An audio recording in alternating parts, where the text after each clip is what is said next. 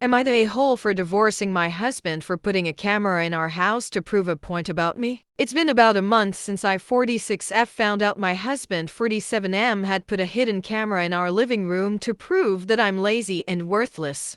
It was a small disguised camera hidden inside what looked like a charging block. He stuck one in a living room outlet.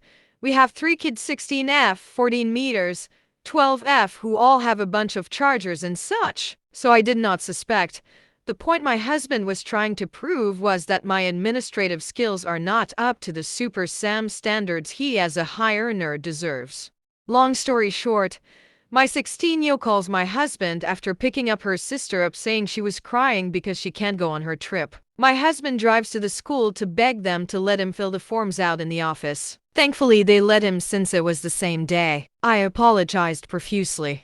My husband, who is self-employed as a HVAC technician, laid into me about how he has so many calls a day but still handles the administrative aspect of his job, communications and bookkeeping. I yelled back because his work is concentrated while my work at home has a bunch of moving parts and emotional labor as well, and I do it all behind the scenes. He digs his heels in about how I wasn't as busy and needed to do easy things better.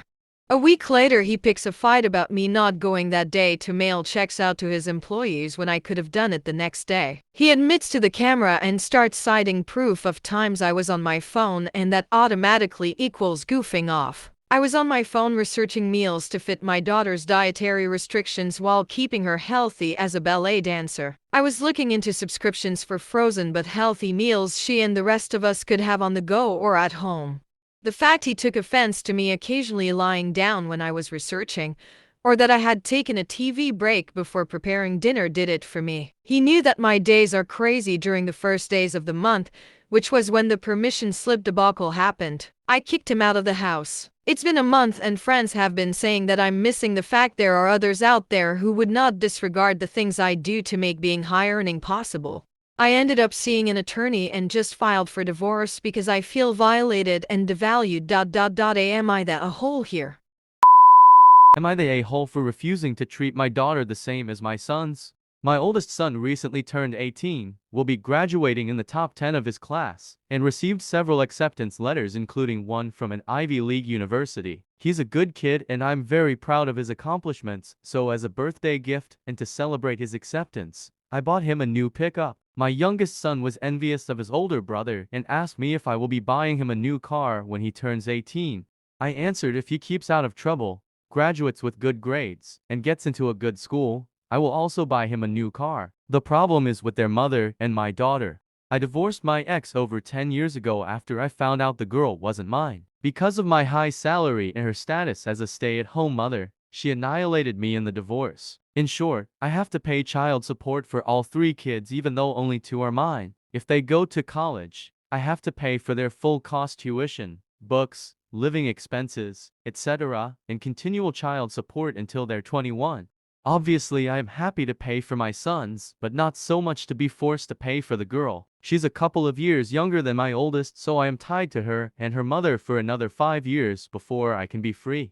When his mother found out about the truck, and what I said to my youngest son, she called and asked if I will be getting my daughter a car too if she meets all of those conditions. I told her I don't have a daughter, so she's on her own. So my ex runs to them every time to go bother the real father. They are now arguing with me saying that I can't punish the girl for something she didn't do. I countered that I'm being punished every month when I send almost $5,000 to a kid who's not mine. I love my parents, but I made it clear that I'm not doing anything beyond my forced legal responsibilities. My parents said that they're disappointed in me, which hurts me more than I'm willing to admit to them. I can't understand why they can't see it from my point of view.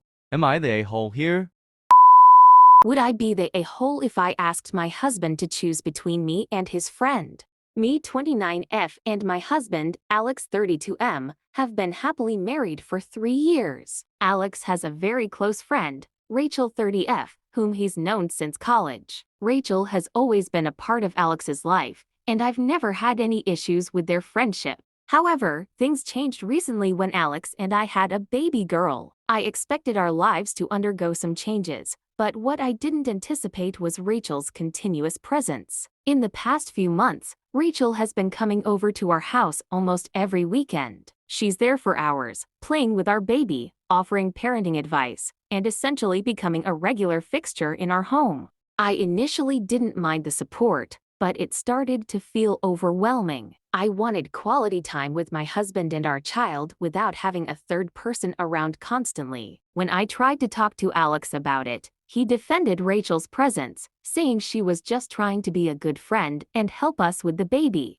Last week, things came to a head when Rachel showed up unannounced on a Sunday morning while we were having family time. I tried to be patient, but I ended up losing my cool and told Rachel that I wanted some privacy with my husband and child.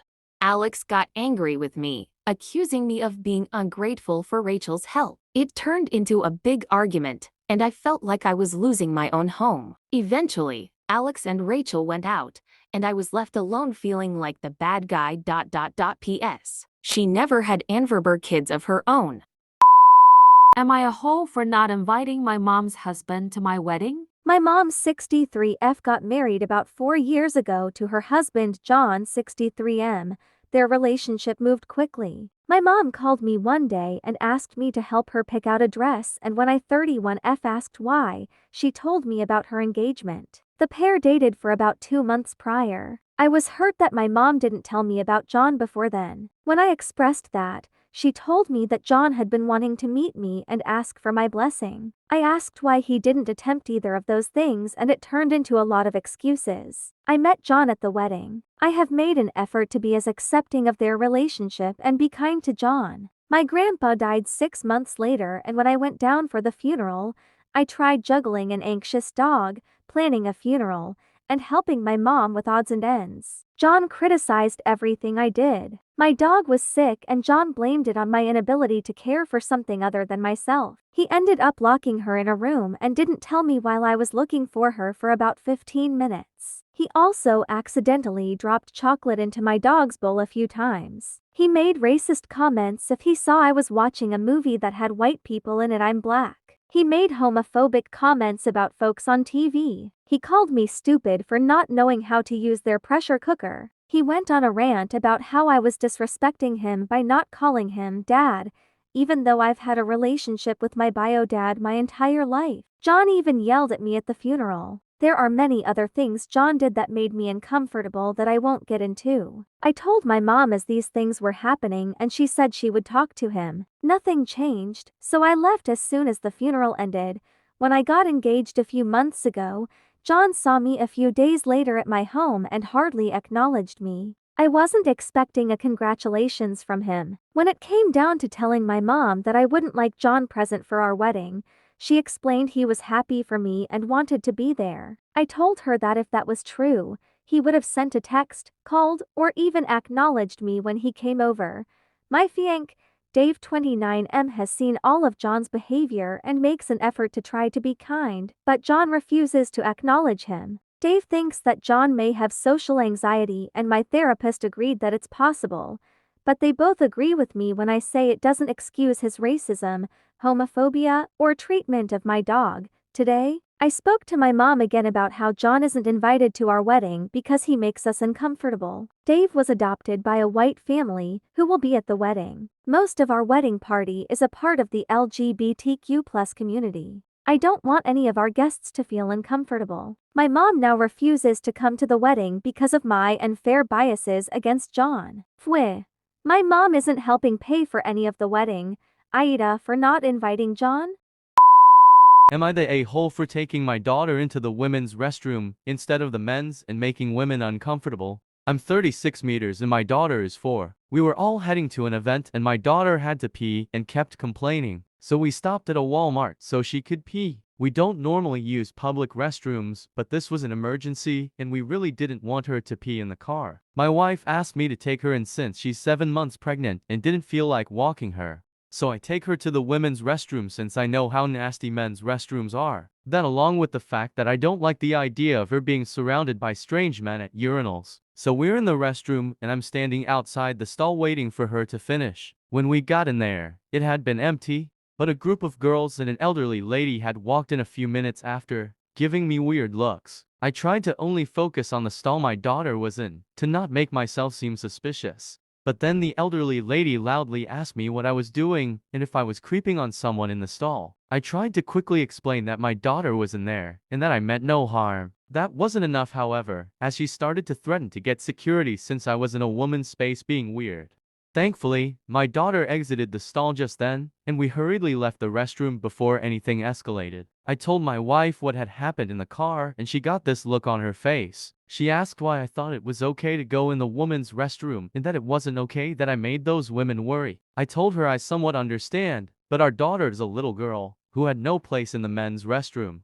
She says I'm the asshole for not thinking of how those women might have felt. But I don't feel like I did anything wrong. I'm a tall and muscular dude, so I can seem intimidating. But I truly didn't do anything.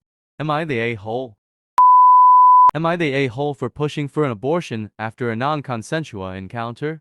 So this has been the single most bizarre experience of my life. I 29M had been hosting dinner parties as a weekly thing for some time.